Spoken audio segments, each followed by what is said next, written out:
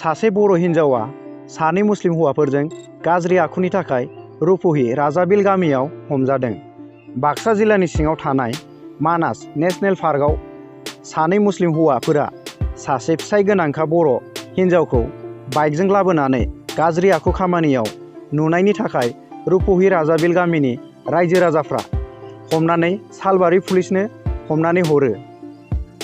आरो मिथिनो मोननाय बायदिब्ला हिन्जावनि गामिया दुरामारि गामिनि बिफालि बर' होननानै मिथिनो मोननाय जादों। आरो हौवाफोरनि गामिया जाबाय हलंबारि गामिनि जयानुद्दिन आरो कमलालि होननानै मिथिनो मोननाय जादों। महामारि कर'ना जिउसानि हेंथायै दावहा नांबोबाय थानाय समावनो आसामनि सावस्रि बिफाननि मन्त्रि केशब महन्त बिथाङा दिनै खौरांगिरि मेल बानजायनानै गोनांथार आयदाफोरनि सायाव फोरमायना होदों। गुवाहाटि नोगोराव सोलिबाय थानाय कर'ना जिउसानि थासारिखौ नोजोर होनानै सावस्रि मन्त्रि केशब महन्तआ कभिड-19 भेक्सिननि गोनांथार हाबाफारि लादों। बे हाबाफारिनि गेजेरजों केशब महन्त बिथाङा हेल्पलाइन नाम्बार बेखेवना होदों, जेराव कर'ना भेक्सिन लाजानो थाखाय बे 8929103776 हेल्पलाइन नाम्बाराव मिस कल हरब्लानो थुजानो हागोन कर'ना भेक्सिन। थांनाय सुक्रुबारखालि मानासनि बाथाबारि रेन्जनि नांजाबनाय बाक्सा जिल्लानि खराइबारियाव मोब्लिब शट होनानै मानै मैदेर बुन्दि बुथारनाय जाथायखौ गोथौयै दुखु मोननाय फोरमायदों मानास मावजि गेन्द्रि इक' टुरिजिम ससाइटिया।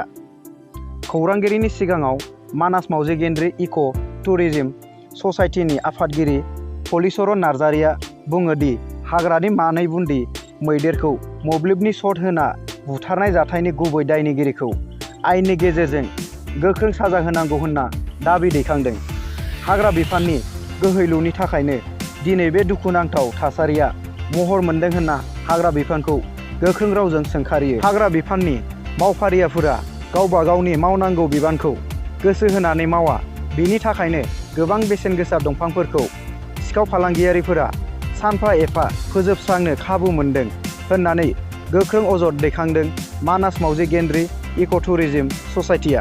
आसामनि बारग' गिबि मन्त्रि आरो दानि मिरु मन्त्रि सर्बानन्द सन'वाल बिथाङा आसामाव सानथामनि हाबाफारिजों दावबायफैदों। दिनै मिरु मन्त्रि सर्बानन्द सन'वाल बिथाङा आसामाव सानथामनि हाबाफारिजों गुवाहाटि सौफैयो। आसामनि गिबि मन्त्रि डक्टर हिमन्त बिश्व शर्मा बिथांजों लोगोसे आसाम बिजेपिनि आफादगिरि भबेश कलिता बिथांमोना आसामनि बारग' गिबि मन्त्रि आरो मिरु मन्त्रि सर्बानन्द सन'वाल बिथांखौ लकप्रिया गपिनाथ बरदलै बिरखं गाथोनाव बरायो। मिरु मन्त्रि सर्बानन्द सन'वाल बिथाङा दिनै गिबि साननि हाबाफारि बादियै जन आशीर्बाद जात्रानि हाबाफारियाव बाहागो लागोन।